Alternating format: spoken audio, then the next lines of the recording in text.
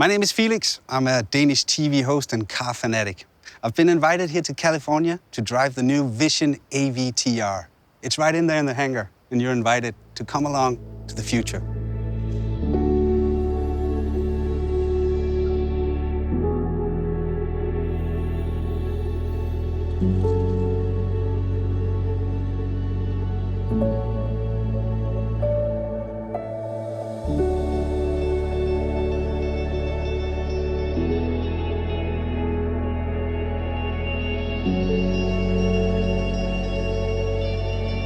This must be the control unit. I have 1,000 questions now. So maybe it's time to bring in the designers. Well, I'm here with Gorden Wagener, Chief Head of Design at Daimler. Was that correct? Chief Design Officer. That was almost correct. Chief Design Officer. But the most important thing is that, Gorden, this car is something you authorized. What's the vision behind this car? What's it supposed to be? We wanted to create a vehicle that is not alien to its environment, that's almost a part of the ecosystem of the environment. And we actually didn't want to create a vehicle. It should be almost something like a living organism. I think you succeeded in that because it doesn't really feel like a car anymore, except it has 4 wheels. Actually, it can crab sideways. Really? Yeah.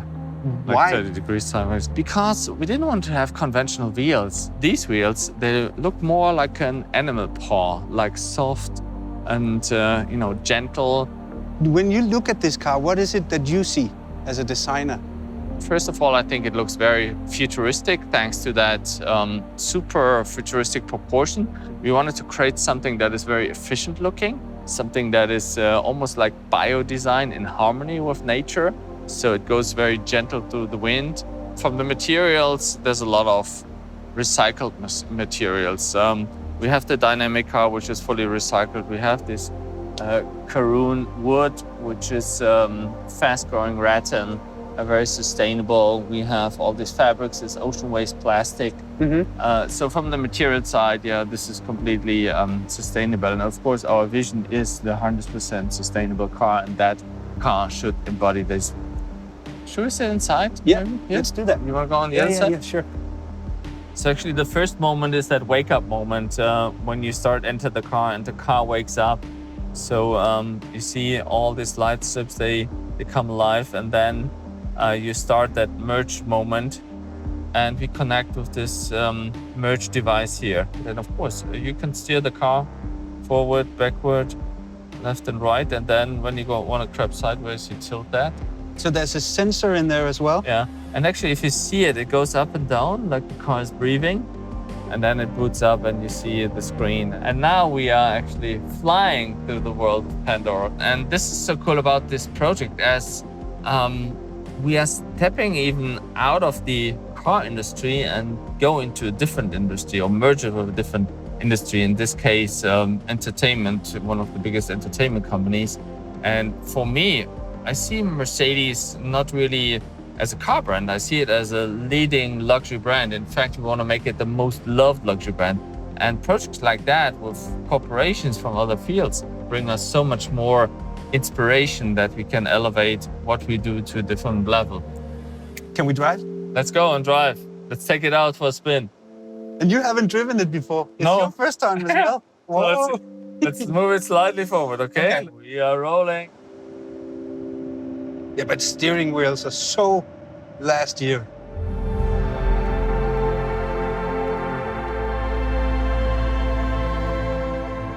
So we can try crabbing mode a little bit. Whoa! So now the cool thing is, the co-driver can take over. So you have it, just try it.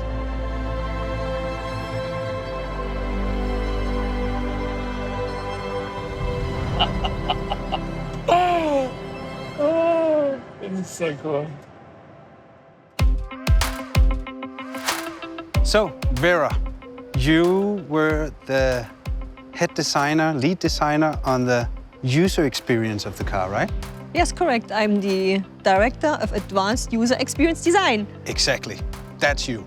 So when I saw it the first time I saw it, and I went over to it, and I had this feeling that it was trying to communicate with me, with the flaps and the lights and all.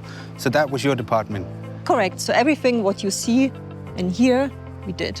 So when I get into my 2020 Mercedes, there's a lot of linguatronic. You can talk with the car. Yes. This one, you don't talk with it. No, here we don't talk with it. Yes, it's imagine once you talk with a car, it's more issue and command. We want to reduce this idea and say, hey, this element is more like a skin of ourselves, like a digital membrane of ourselves, which influence us and can provide us an amplify experience to our outside world. We have a more dialogue-based system, and of course, machine learning already can do a lot of things, but we are trying to really that this living organism is starting approaching the human, and not we as a human approaching the machine, which is very different. Should we go inside? Yes, let's do it. You want to sit in the... Which way? I don't care. Both is fine. We can steer the car from both sides. True. I'll take the other one. Cool. You go in there.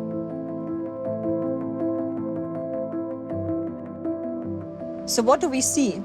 We see no steering wheel, we see no buttons, we see no touch screen, no pedals. No. But in the middle console, we see a device, we call it merge control. Mm-hmm. And what we see, it's pulsating. And once you want to connect with the machine, we put down our hand. What happens in my seat? And you feel the vibration in the seat of the exciters. You feel the heartbeat, it's my heartbeat now. And now we are connected to the system. So normally you as a human, you approach the car. So you steer the steering wheel, you touch a screen, you issue a command. But we did it very differently in the Vision AVTR. Mm-hmm. In the Vision AVTR, you lift your hand and icons are projected onto your skin. I'm not touching the display anymore or pushing a button. No. But what I do is I raise my hand. You can do the same thing on your side. And then I move left and right. And you see that icons are projected onto my skin, onto my palm. So all your senses are triggered, not only the visual one, but also the haptic one and the acoustic one. And then let's go to Pandora. Yeah. Shall I close it? Yeah. Then we select the Benji maybe. Mm-hmm. And you see how this gets pinkish. And now you look through the eyes of this Benji, you feel the heartbeat, and you see what the Benji would see. In this sense, this experience that the car is really starting approaching you with the interface is very new and unique, and it hasn't been done before. Yeah, and then, at the same time, make it look as luxury as this is. This is the future of luxury. I think you see how the interior design and the UX design here come together as a one whole art piece almost. When you as a department think of stuff like this, then of course everything you think of isn't possible. So you have to have a meeting with somebody in a technical department that actually tells you whether this is possible or not. Our engineers are very creative people, very knowledgeable, and only as a collaborative team, designers and the engineers, we can come up with these really functional prototypes. And it's very important. It's functional. It's not faked. It's really working. I don't quite understand all of it, but you did a good job. That's great. Well, ladies and gentlemen, I'm here with Alex Dang. He's a designer at Mercedes-Benz, and he's actually the one who drew the lines for the Vision AVTR. Hi, Alex. Hi. So can you start by telling us how does a vision like this begins? It was an internal competition where everyone can show their vision, how they see the car could look like. And right from the beginning, we were all sitting together and watching the movie, basically in the cinema. And while watching the movie, I did some scribbles and was thinking about how can I implement some shapes from the movie into the car. And then you actually won the competition? Yes, it was a long process. Internally, it's a competition, but in the end, it's like a team effort because you get some ideas and the other one gets some ideas and the designs keep getting better. Mm-hmm. So how long time did it take from you put the first line on a drawing until the design was ready? It was like 2 years, I would say. Was it difficult for you? Sometimes it comes natural and then sometimes it's a struggle. But you have to deal with it and trust the process in a way.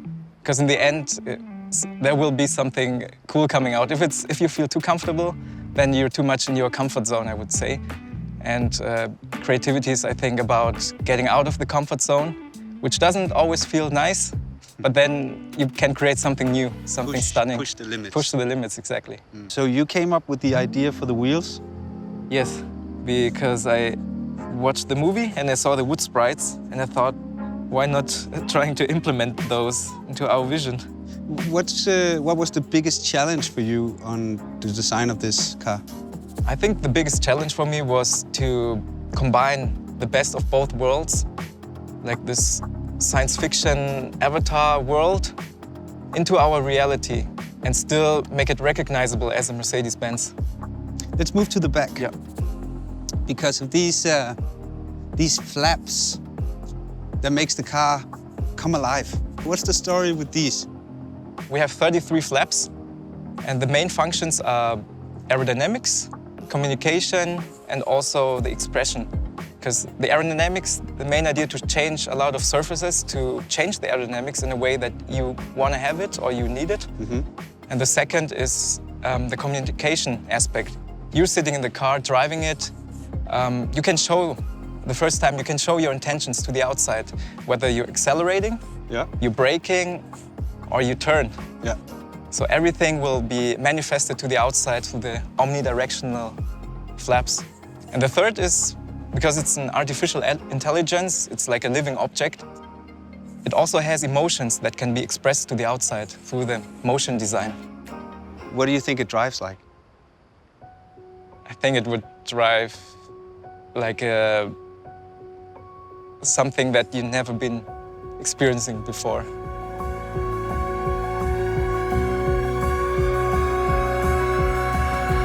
So crazy!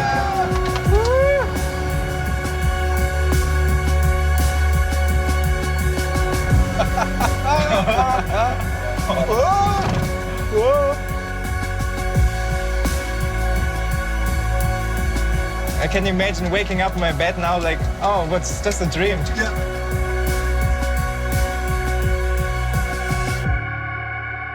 Dude, that was amazing. It really works! You drove your own car. That was nice.